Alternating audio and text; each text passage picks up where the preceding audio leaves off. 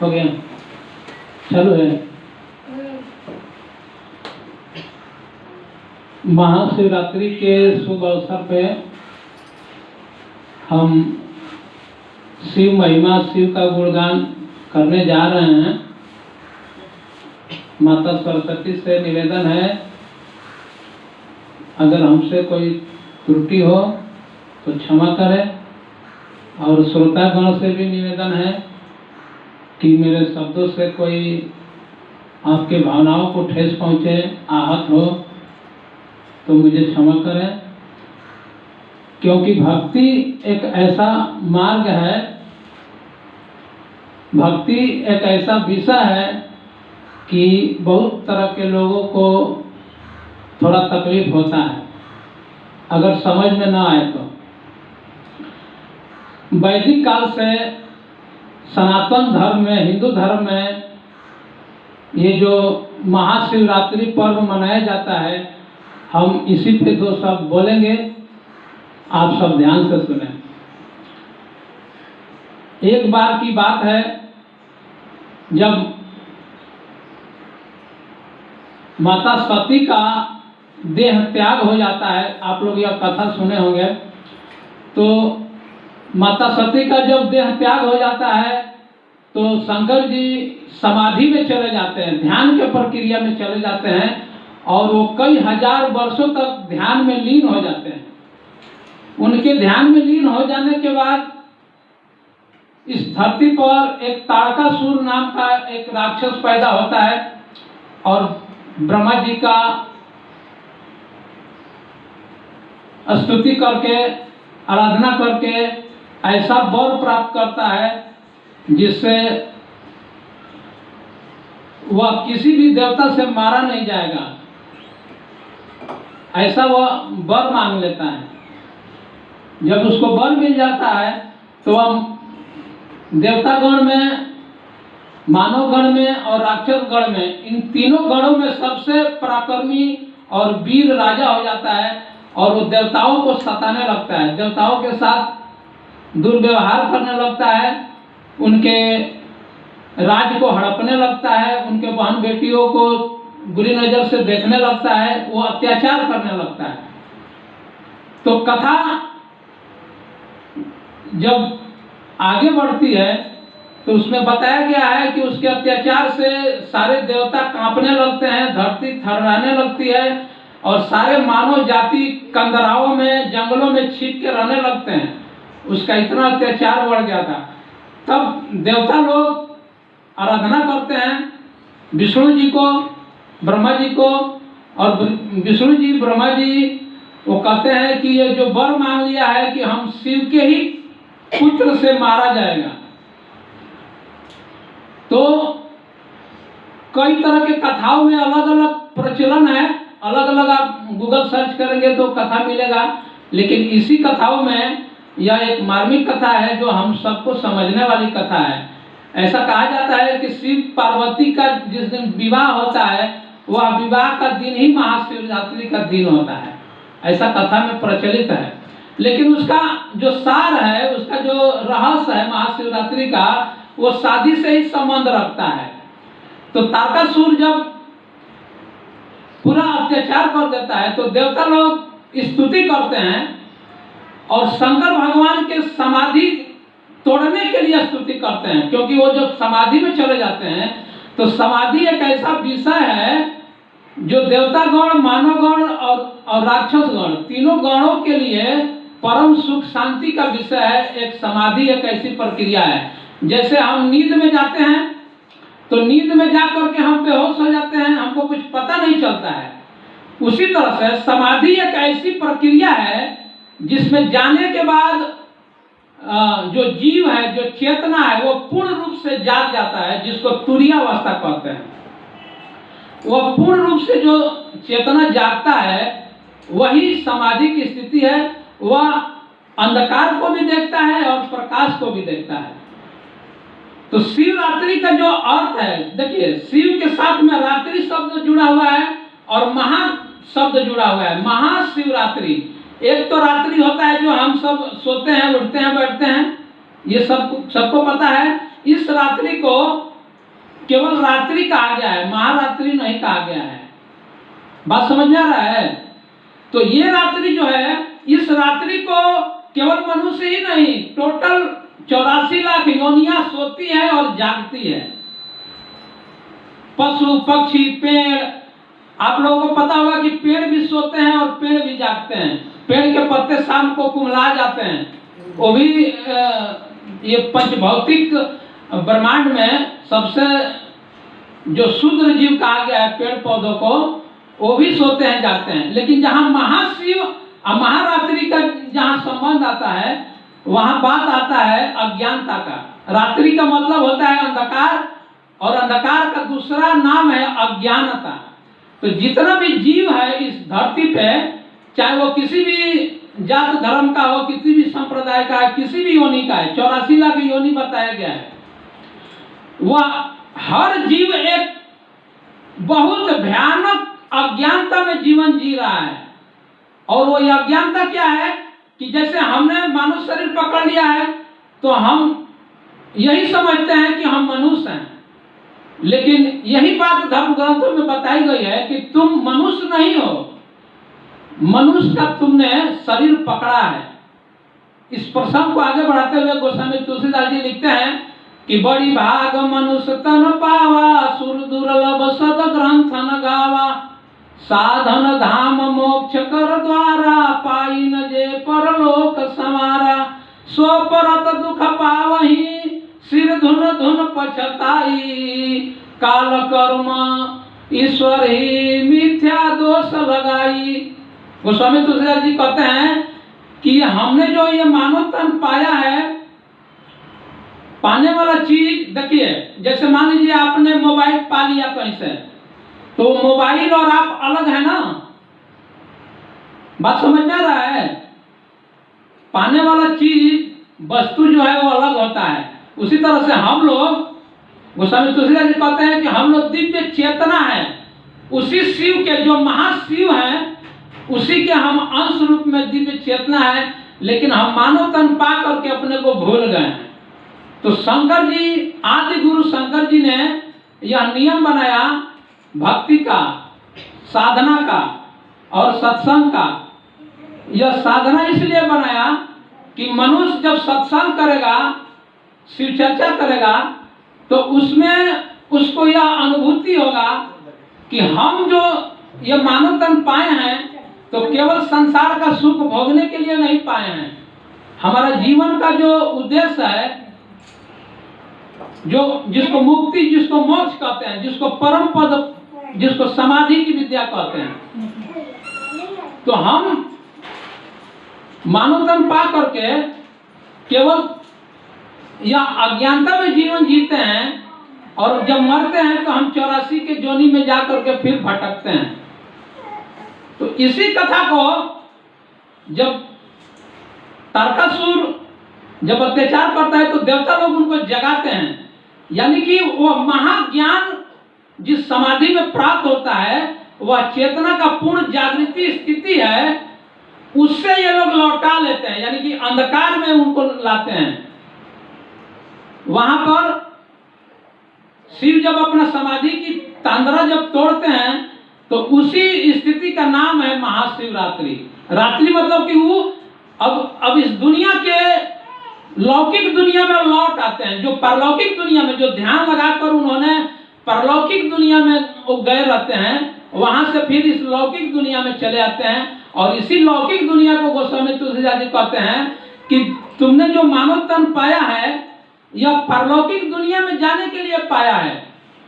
वह तुम चेतना जो किस तरह से तुम दिव्य चेतना हो, इस रहस्य को समझने के लिए पाया है, केवल संसार का काम काज करने के लिए नहीं पाया है। संसार का काम काज करते हुए गोस्वामी तुलसीदास जी कहते हैं कि एक घड़ी आधो में पुनियाद, तुलसी संगत साध के मिटे कोट अपराध। कहते हैं कि 1 घंटा तुम भजन कीर्तन करो, जिससे तुम्हारा मन शुद्ध होगा। हम साबुन लगाते हैं, डिटॉल या दुनिया का जो भी डब, कितने प्रकार का साबुन है, ये साबुन लगाने से हमारा केवल तन धुलता है, मन नहीं धुलता है। हमारे मन के अंदर जो छल है, कपट है, ईर्ष्या है, डाह है, जलन है, आशा है, तृष्णा है, वासना है, काम है, क्रोध है, लोभ है, मोह है, अहंकार है। इतने बड़े बुराई हमारे मन में रहता है। या मन की बुराई कैसे जाती है?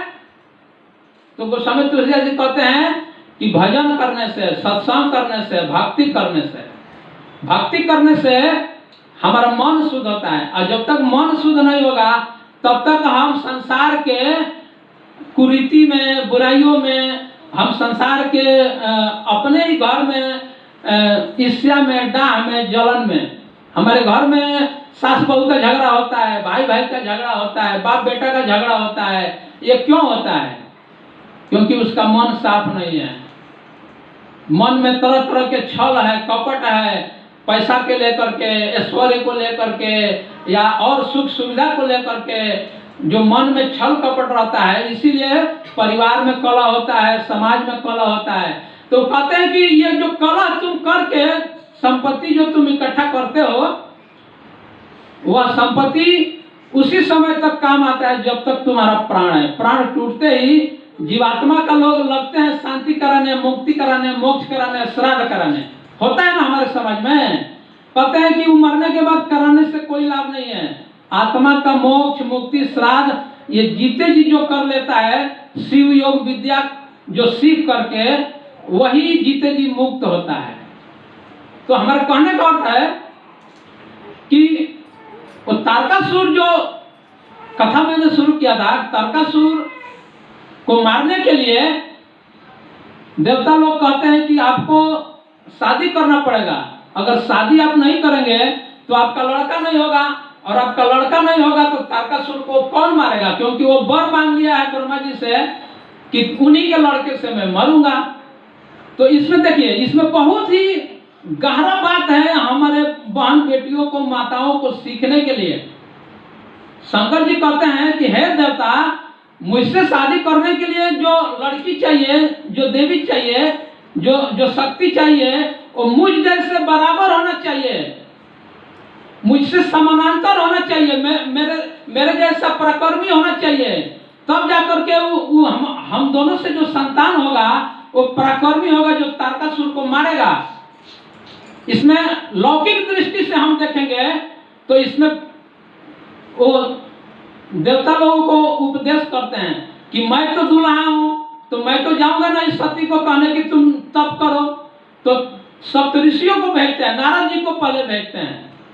नारद जी जाते हैं और उनके पिता को मनाते हैं। पिता से कहते हैं कि शंकर जी से शादी करना है, इसके लिए उनको तप करना पड़ेगा, तपस्या करना पड़ेगा। कथा पे आप लोग ध्यान दीजिए, शंकर जी के समान होने के लिए, पराक्रमी होने के लिए पार्वती को कथा में प्रमाण है कि 12 साल वो तपस्या करती हैं। 12 साल तपस्या करने के बाद वो बाद में सप्तऋषि को भेजते हैं कि जाओ देखो जो सती है, जो तपस्या कर रही है, उसका तपस्या पूर्ण हुआ है कि नहीं। तब जाकर के सप्तऋषि परीक्षा लेते हैं और उसके बाद उपदेश करते हैं कि किस तरह से पराक्रमी वीर योद्धा पैदा किया जाता है। या उसमें ऐसा विज्ञान बताया गया है जिसको काम सूत्र कहते हैं। काम सूत्र हमारे धर्म ग्रंथों में 4 वेद से निकला है, साम वेद से निकला है। 4 वेद के बाद जो 6 शास्त्र बना, सप्तऋषियों ने इसको बनाया। इसमें जीवन जीने की तरीका बनाई और 16 संस्कार बनाया। सबसे पहला गर्भधान संस्कार होता है। हमारे सनातन धर्म में, हमारे हिंदू भाई बहन किसी को पता नहीं है ये 16 संस्कार होता क्या है। बस केवल कहते हैं कि बाप बेटा संस्कारी होना चाहिए। बाप बेटा संस्कारी कैसे होगा जब तक उसका पढ़ाई नहीं पढ़ेगा। जैसे मान लीजिए आपको जो भौतिकी पढ़ाई होता है, जैसे डॉक्टर बनना है तो डॉक्टर का कोर्स करना पड़ता है, बायोलॉजी पढ़ना पड़ता है, केमिस्ट्री पढ़ना पड़ता है, फिजिक्स पढ़ना पड़ता है। अगर आप पढ़ेंगे नहीं तो डॉक्टर हो जाएंगे। उसी तरह से हमारे धर्म ग्रंथ कहते हैं कि तुमको उत्तम संतान पैदा करना है तो उसका विद्या है। 16 संस्कार में वो बताए हैं कि किस तरह से तुमको इस धरती पे जीवन जीना है, किस तरह से तुमको उत्तम संतान पैदा करना है, किस तरह से तुमको इस संसार के स्वर्ग को भोगना है। आप प्रेम से रहते हुए घर में सुख शांति आनंद बरसे, इसके लिए भजन भक्ति सत्संग करना है। जो मनुष्य भजन भक्ति सत्संग नहीं करता है, उसी के बारे में तुलसीदास जी कहते हैं कि सो परत दुख पावई, सिर धुन धुन पछताई, काल कर्म ईश्वरी मिथ्या दोष लगाई।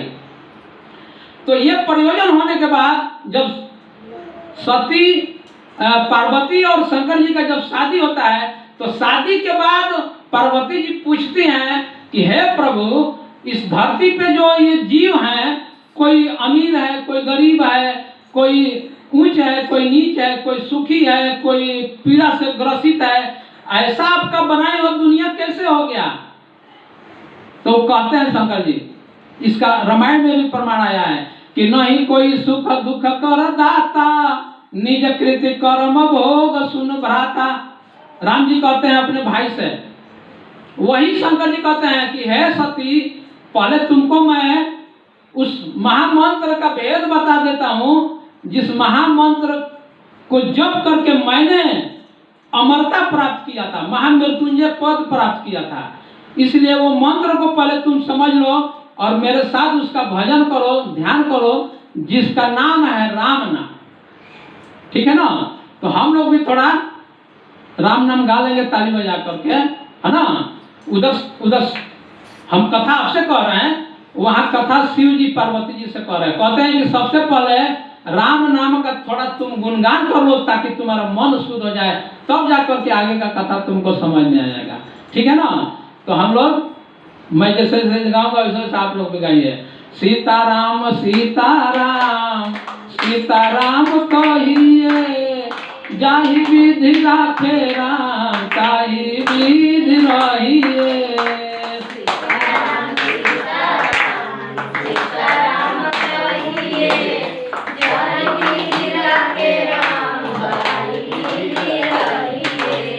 पहले तो राम जपो, बाद में काम करो, दुनिया में आए हो तो अपना ऊंचा नाम करो।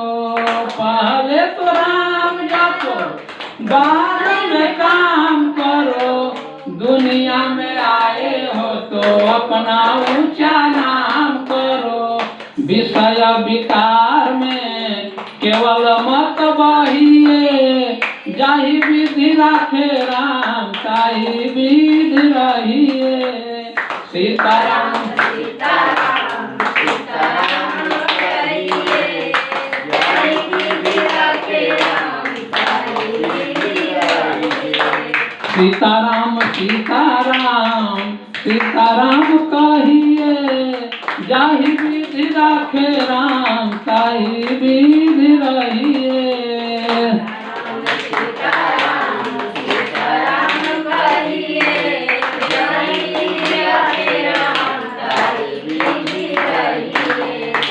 इसके बाद शंकर जी कहते हैं कि हे पार्वती, ये जो मानव जीवन है या देवताओं का जो जीवन है, यह जीवन सृष्टि के चक्र में आता है। आदि शक्ति जगत जननी जगदम्बा, जिसने ब्रह्मा जी को पैदा की, जिसने विष्णु जी को पैदा की और जिसने मुझ शिव को पैदा की, वह आदि शक्ति जगत जननी जगदम्बा, जिसको हम सीता कहते हैं, और वो सीता के जो स्वामी हैं, जो मालिक हैं, जो सत हैं, जो शाश्वत हैं, जो कभी घटते बढ़ते नहीं, जो कभी जन्म नहीं लेते, जो कभी मरते नहीं, जिनको अलौकिक शक्ति कहा जाता है, अव्यक्त सत्ता कहा जाता है, उनका नाम राम पड़ा है। तो आदि शक्ति जगत जननी जो जगदम्बा है, जो ये पूरे सृष्टि की रचयिता है, और वो राम से बोल लेकर के वो सृष्टि की रचना करती हैं। यह कथा शिव जी सुनाते हैं सती को, कहते हैं कि हे सती, तारकासुर को मारने के लिए जो हमको पुत्र पैदा करना है, उसके लिए तुम राम और सीताराम का जप करके, वह परम पद प्राप्त करके, मेरा समानता करके, जब तुम हम देवताओं के कल्याण के लिए पुत्र पैदा करेंगे तो वह पराक्रमी पुत्र पैदा होगा। इसका मतलब कि देवता को भी यह सृष्टि के चक्र के नियमों का पालन करना पड़ता है। हम किसी नियम का पालन ही नहीं करते हैं। हम बिना नियम सोना, बिना नियम उठना, 16 संस्कार जो बनाए हैं दिनचर्या के लिए और जीवनचर्या के लिए, हम मानते हैं नहीं मानते हैं, मनमानी सोते हैं, मनमानी खाते हैं, मनमानी उठते हैं और उसका सजा हम भोगते हैं। तो सती को कहते हैं कि हे देवी, मैंने जो वेद विदित नियम बनाया है मनुष्यों को जीवन के लिए, कल्याण के लिए, मंगल के लिए, मुक्ति के लिए, वो मनुष्य उस नियमों का पालन नहीं करता है, मनमानी करता है। इसीलिए ये जो ब्रह्मा विष्णु महेश की पूजा जो बताई गई है पारंपरिक, यह पूजा का रहस्य है। उनके साथ में 3 देवियां का भी पूजा करना है, और जो इन देवियों का पूजा और उस परम शक्तियों का पूजा नहीं करता है, क्योंकि शक्ति, जिसके पास शक्ति नहीं है वो जीवन जी पाएगा, कोई कर्म कर पाएगा। तो शंकर जी कहते हैं कि हे देवी देखो, केवल शक्ति से कर्म नहीं होता है, उसके साथ ज्ञान होना जरूरी है। तो ज्ञान और शक्ति दोनों का जब योग होता है तब जाके कोई कर्म होता है। कोई भी काम हम करते हैं, अगर हम बीमार हो जाते हैं तो कुछ काम होता है नहीं, तो हम क्या करते हैं, डॉक्टर के पास जाते हैं, अपना पहले इलाज कराते हैं, होता है ना।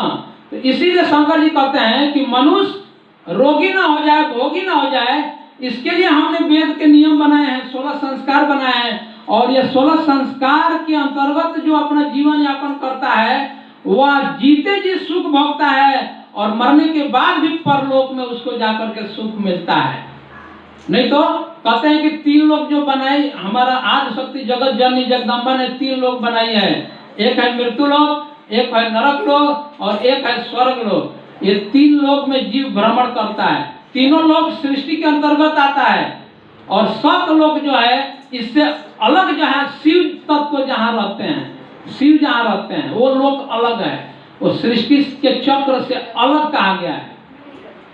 तो हमारे कहने का मतलब है कि हम महाशिवरात्रि मनाते हैं, जल चढ़ाते हैं, लेकिन बहुत तरह के लोग जल चढ़ा के अपने काम काज में लग जाते हैं। साल में एक दिन महाशिवरात्रि आता है, उस दिन उनके पास 2 घंटा भजन सत्संग करने के लिए समय नहीं मिलता है।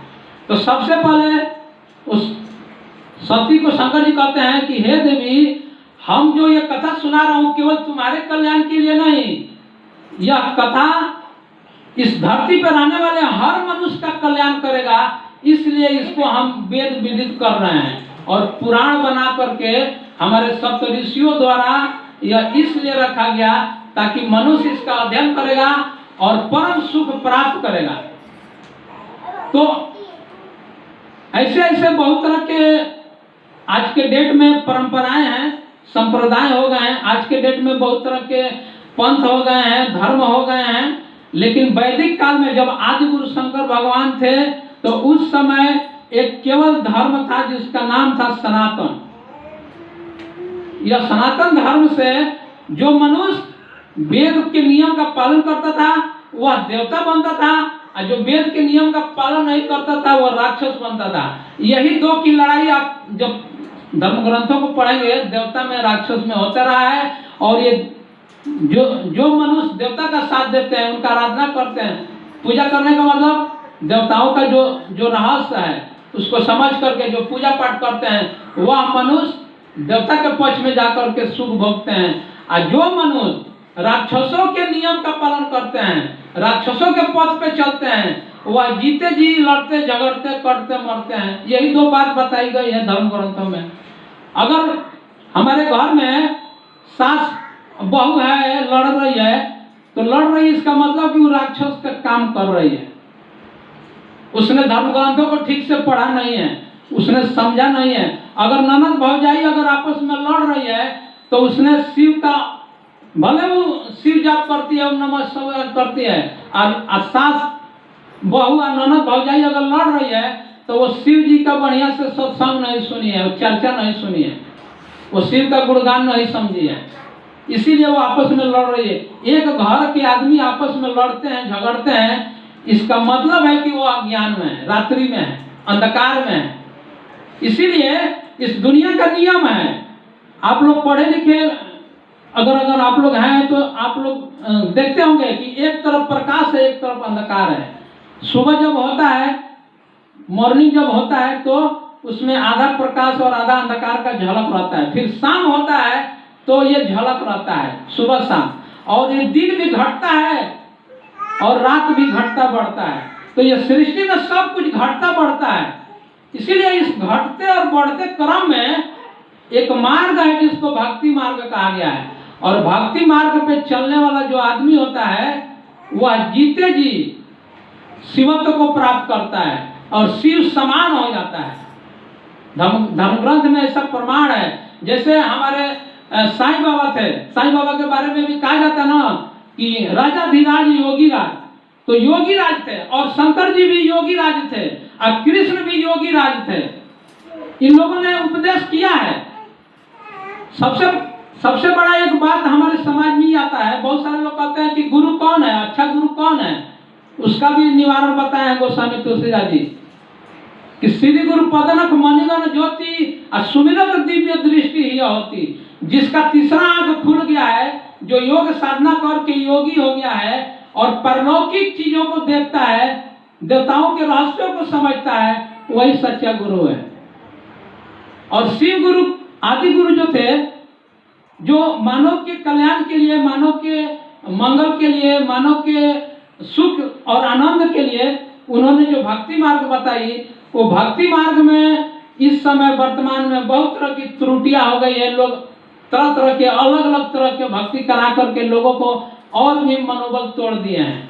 भक्ति एक ऐसा मार्ग है, जैसे एक विद्यार्थी है, अगर किसी भी क्षेत्र में आगे बढ़ना चाहता है तो उसके साथ में अगर मनोबल बढ़ाने वाले लोग हैं तब तो वो आगे बढ़ेगा। अगर मनोबल तोड़ने वाले लोग हैं तो विद्यार्थी आगे नहीं बढ़ता है। हमने जब सर्वे किया, हमारे गुरुजी जब हमको बोले कि तुम योग पे रिसर्च कर रहे हो, योग की साधना कर रहे हो, तो जाओ इसका सर्वे करो।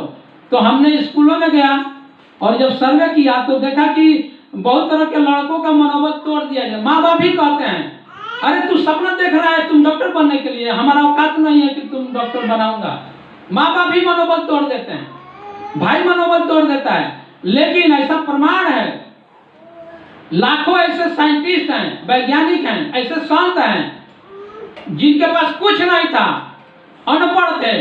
जैसे कबीर जी थे, वो 5वीं पास भी नहीं थे, लेकिन आज कबीर जी के बातों पे लाखों लोग एक्सपेरिमेंट कर रहे हैं, उनके राह पे चल रहे हैं।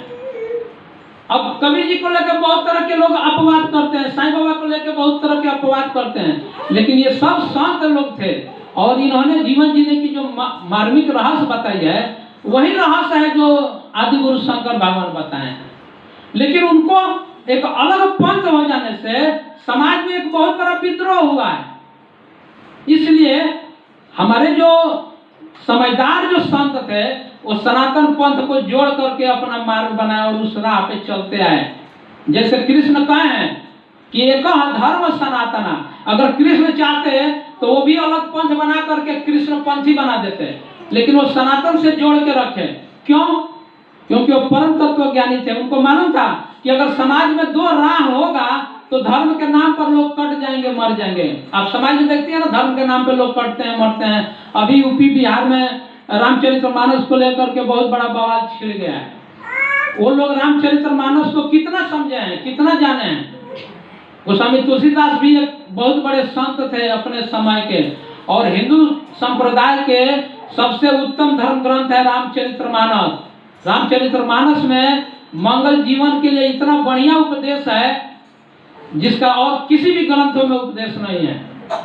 उसमें स्पष्ट कहा गया है कि शंकर भजन बिना नर भक्ति न पावे मोरी। कहते हैं कि शंकर ने जो नियम बनाया है, जो भजन का नियम बनाया है, 24 युग 24 श्रुति नाम प्रभाव कली विशेष नहीं आनु पाऊ। कहते हैं कि जिस भक्ति के मर्म को और जिस मंत्र का नियम बनाया गया है, आदि में शंकर भगवान बनाए हैं, उसी नियम को हम लोग पालन करते हैं। जैसे अंबेडकर जी ने नियम बनाया है ना समाज को कंट्रोल करने के लिए, जिसको कानून व्यवस्था कहते हैं, वो कानून व्यवस्था में थोड़ा संशोधन करते हैं। जो लोग सभा में आते हैं और विधानसभा में, तो ये लोग कुछ समय के अनुसार उसका संशोधन करते हैं। संविधान को बदल नहीं देते हैं, कुछ कुछ संशोधन किया जाता है।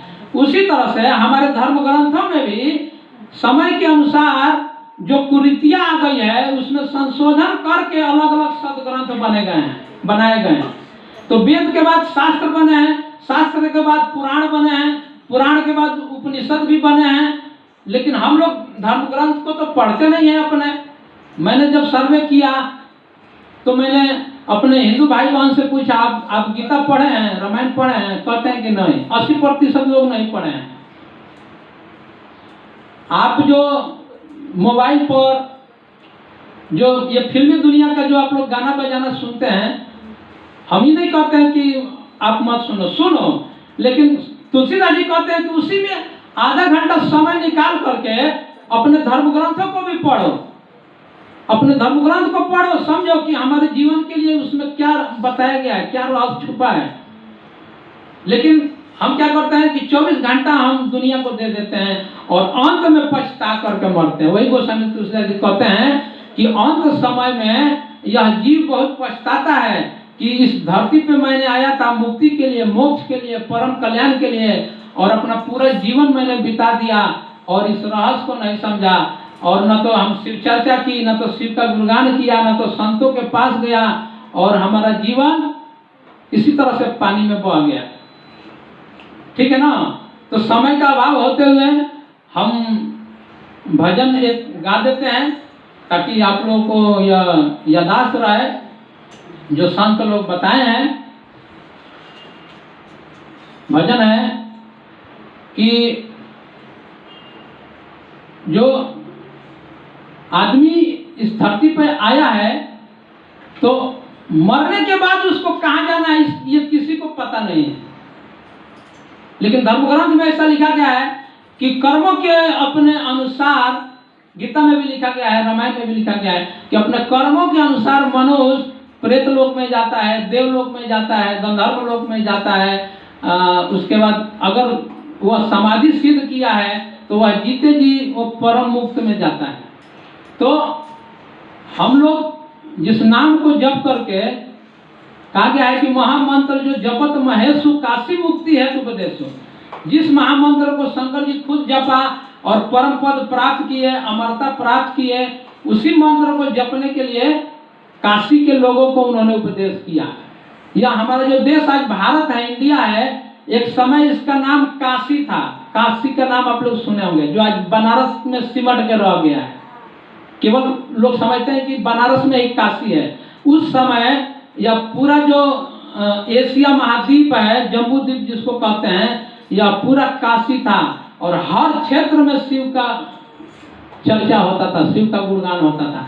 आज भी हर पूरे भारत में आप जाएंगे, कोने कोने में शिव का मंदिर है, शिवलिंग का स्थापना किया गया है, लेकिन उसके मार्मिक रहस्यों को लोग नहीं समझ पाए हैं, क्योंकि बीच में बहुत तरह के इसमें उथल पुथल हुआ है। पुर्तगाली लोग आए हैं, मुगल लोग आए हैं, अंग्रेज लोग आए हैं, और यहाँ के सभ्यता संस्कार को उन लोगों ने खिचड़ी बना दिया है। तो इसी में से हमको, है ना, जो भक्ति का मार्ग है ना, जिसको हमको चुनना है, समझना है और अपने जीवन को मंगल बनाना है। एक भजन में गा के सुना देता हूँ। नाम हरदम हरि का सुमिर लो, जिंदगी का ठिकाना नहीं है। नाम हरदम हरि का सुमिर लो, जिंदगी का ठिकाना नहीं है। नाम हरदम हरि का सुमिर लो, जिंदगी का ठिकाना नहीं है। आगे कहते हैं कि जमपुरी में हो, जमपुरी में जमानत नहीं है, घूस वाला वो थाना नहीं है। नाम हरदम, यहाँ पे आप अपराध करके बच जाएंगे ना, पुलिस को घूस खिला देंगे, जज को घूस खिला देंगे, वो छोड़ देगा। लेकिन कहते हैं, ये लेखक कहता है कि जमपुरी में जमानत नहीं मिलती है, क्योंकि वहां घूस वूस नहीं चलता है, क्योंकि वहां मरने के बाद लोग रुपया लेके नहीं जाते हैं कि घूस देंगे। वहां कर्मों के ही हिसाब होता है और कर्म के हिसाब के अंतर्गत जीव को सजा मिलती है। तो जमपुरी में जमानत नहीं है, घूसवाला वो थाना नहीं है। नाम हरदम हरि का सुमिर लो, जिंदगी का ठिकाना नहीं है। मैंने माना कि लाखों कमाया, लाख महल अटारी बनाया। मैंने माना कि लाख कमाया, लाख महल अटारी बनाया। हीरे मोती से उसको सजाया। आजकल के लोग अपने घर में जितने का घर नहीं रहता है, हमारे एक दोस्त है वो 60,000 का घर लिए, 60 लाख का घर लिए, 1 करोड़ डेकोरेशन में डाले। 1 करोड़ 60 लाख का घर पड़ा, 1 करोड़ डेकोरेशन में डाले। सोफा है, फ्रिज है, कूलर है, एसी है ना। तो जब उनसे मेरा चर्चा हुआ, मैं बोला 60 लाख का घर है, 1 करोड़ का डेकोरेशन तो आप किए हैं, लेकिन इस घर में रहने वाले जो लोग हैं वो कितना करोड़ का डेकोरेशन किए हैं? बात समझ में आ रहा है? उसी बात को ये भजन में गाया जा रहा है कि मैंने माना कि लाख कमाया, लाख महल अटारी बनाया। हीरे मोती से इसको सजाया, हीरे मोती से इसको सजाया। संग कुछ भी नहीं जाएगा, ये वहाँ का खजाना नहीं है। संग कुछ भी नहीं जाएगा, ये वहाँ का खजाना नहीं है। नाम हरदम हरि का सुमिर लो, जिंदगी का ठिकाना नहीं है। आगे कहते हैं कि बेटा बेटी और ये नाती कभी बनता नहीं है तेरा साथी, कभी बनता नहीं है तेरा साथी। बेटा बेटी और ये नाती कभी बनता नहीं है तेरा साथी। बंद होगा जीवन का ये भाती। एक भाती चलता है ना हमारे अंदर, जब तक भाती चलता है तब तक हम इस दुनिया के शेर हैं। और जिस दिन भाती बंद हो जाता है उस दिन लोग तुरंत आते हैं कि राम नाम सत्य हो गया। जब राम नाम झूठ हो जाता है तब लोग कहने आते हैं कि राम नाम सत्य हो गया।